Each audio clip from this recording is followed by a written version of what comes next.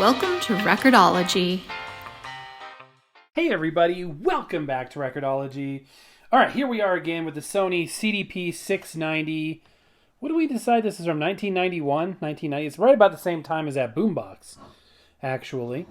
And it's almost working. If you want to see the first part of this show where we test it out and do the initial teardown, check out our video from a couple of days ago, and you'll see all about it there. What I'm going to do now is just try to clean the lens, see if we can get it working, see if there's anything else obviously wrong with it that could be impacting the performance and things of that nature.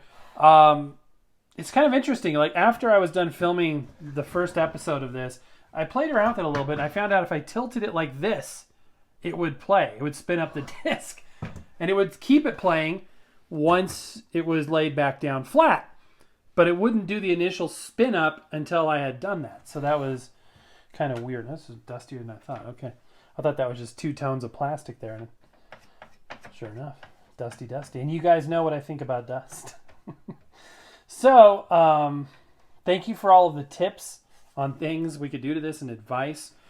By the way, one of the interesting comments that we received was that this one, as you can see, features 18-bit linear DA conversion. And 18-bit is kind of an odd DA conversion because most of the time it's a 1-bit conversion. So this is linear conversion with 8 times oversampling. So that's a pretty hefty and apparently well-regarded iteration of this product, because there was other CDP 690s that had the typical 1-bit DA. So that's cool. Another reason why I would want to keep it, assuming I can get it up and running. So the first thing we're going to try is something simple. I'm going to take some isopropyl, aka isopropanol. When I did that show a few weeks ago, you guys were like, wait a minute, you got it right the first time. It's isopropanol and isopropyl. It's all the same thing. And we're going to get a Q-tip, and we're going to not pour alcohol onto the circuit board. Gotta use your brain, guys. Don't pour it right over the circuit board. Yes, it is unplugged. And I am going to pretty liberally clean this. Alcohol obviously will evaporate pretty quickly. Shouldn't be a problem. Trying not to get any of the hairs of the Q-tip snagged. Sometimes doing this you can get like blue or purple on here. I've had mini discs render amazing colors just by wiping the laser assembly. So hopefully if there was anything on there that was impeding our ability to get the disc to load, that would solve it. The Symphonic 5-disc changer, picked it up for $5 about a year ago, and all I had to do to get it working was just that. Clean the lens, and I lubricated the rails a little bit, and that was about it. So it was pretty simple. And hopefully this will be as well. I'm just giving it a minute for everything to evaporate off and doing a little touch-up Q-tipping here and there. Don't want to throw away a good Q-tip. So what are you guys up to tonight? Let me know down in the comments below. As always, I appreciate all of your advice and encouragement. You guys are awesome. Just great having you out there and getting to spend time with you every day. I look forward to it every single day. By the way, on yesterday's show, I apologize. I had to slide back the start of that video. The plan was due at 7:30, and then it kept getting pushed back. And so I apologize for that if you were waiting around for that show. By the way, thank you for watching it. That was a fun one. That was definitely a fun one to do. Okay, we are powered up. Let me grab a CD. I believe we have enough time for everything to evaporate. And we'll just see what happens. So powering up the unit and ejecting the disc.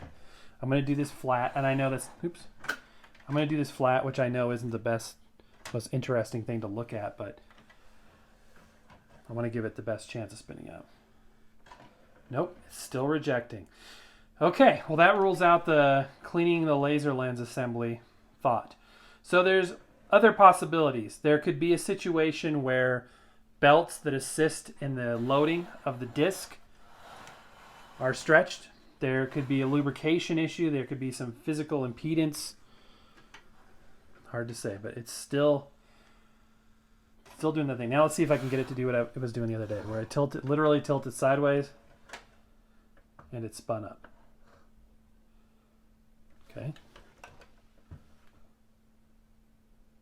What's it doing now?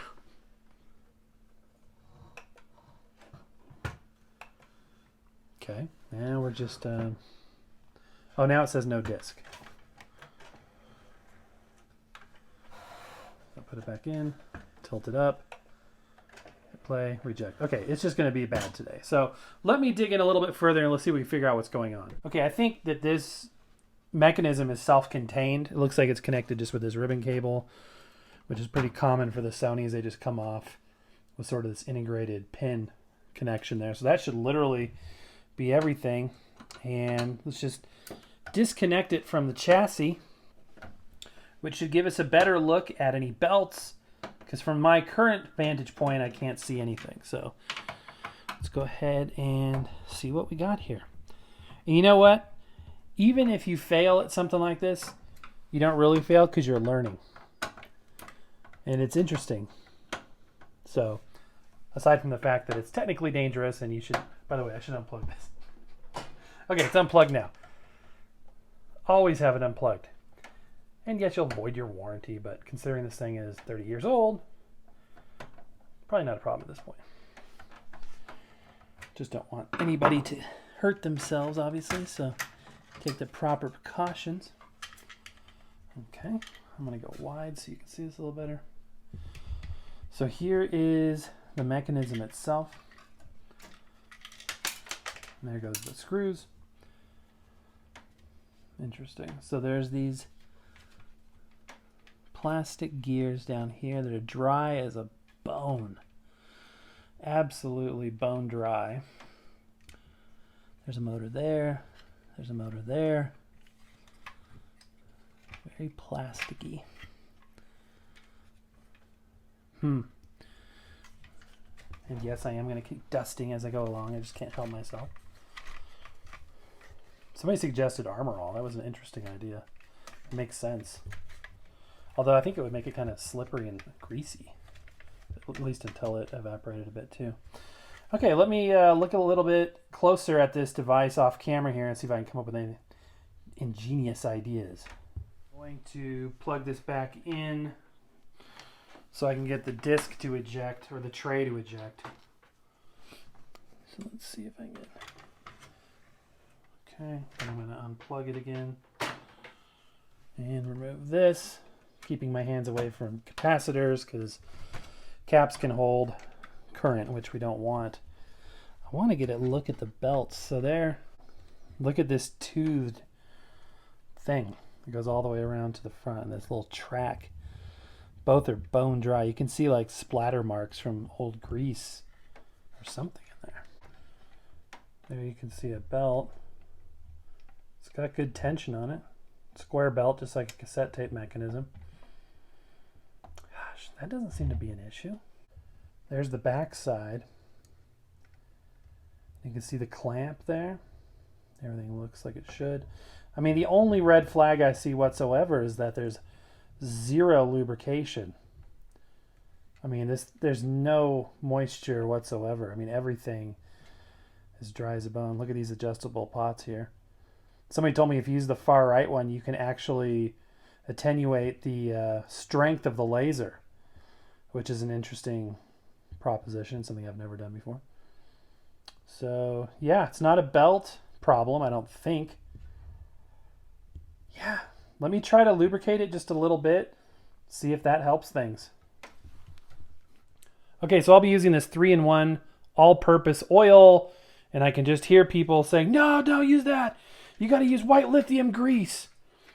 Well, I'm going to use it anyway. So it's thin. That's about the only problem. It's not going to have any chemical issues whatsoever. We're going to take care to keep it off the belt as much as possible and hope for the best. Okay, so we're going to put a disc in here and try it again. You really want to be careful about this stuff because you don't want to be looking in that laser. And if it tries to focus and there's no disc in there, I've seen it happen before, you don't want that radiation in your eye. So again, this is not the smartest thing that ever happened, but if you see that laser lift into position and you're in person, obviously on a video, it's not an issue, but it will definitely not be something you want to look into. So yeah, it's totally, we're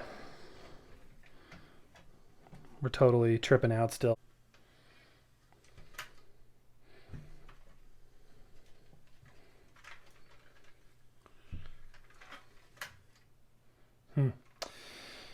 Yeah, seems goofy with the disc loading portion for sure. Okay, so I took the drawer off and the shroud over the drawer. As you can tell, I made a fine mess of it and oiled the belt really good. So what we need to do now is take off the belt, the gears, and clean them and get all of this oil back off and then reassemble the whole works. So I'll be back momentarily. Okay, so I washed everything with soap and water and dried it out. See how this belt is sort of oval shaped? This is indicative of an old belt because it's taking on that stretched shape from being probably in a neutral position for 30 years or a better part of it. So while the belt isn't broken, it's definitely not going to be completely even when it's, you know, going through its motion. So eventually this will need to be replaced. It's just a standard square belt. You can get these cheap. And then these gears, I've taken all the oil off, I've cleaned it off.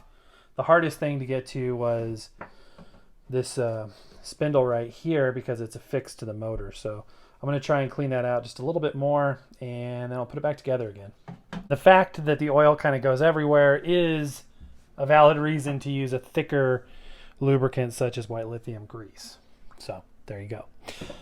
Take one for the team. I got it all back together loosely. I haven't put the screws back in, but I want to see how this drawer is working. Definitely seems smoother. So I think that there's traction on that belt now that we've liberated it from the grease. It's always just a learning experience around here, you guys. Just a learning experience. See if she spins up.